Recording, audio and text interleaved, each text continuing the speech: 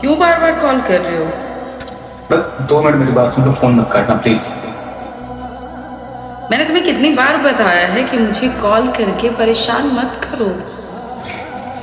तुम्हें पता है ना, मैं तुम्हारे बिना नहीं जी सकता। क्या नाटक है ये? क्यों कर रहे हो ऐसा मेरे साथ? प्लीज 2 मिनट बात कर लो प्लीज। मुझे तुमसे कोई बात नहीं करनी है।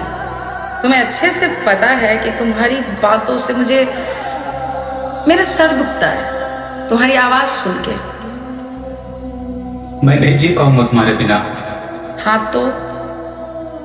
मर जाऊंगा मैं। हाँ तो मर जाओ ना।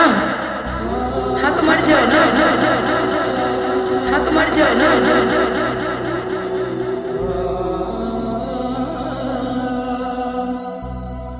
हाँ बोलिए ना।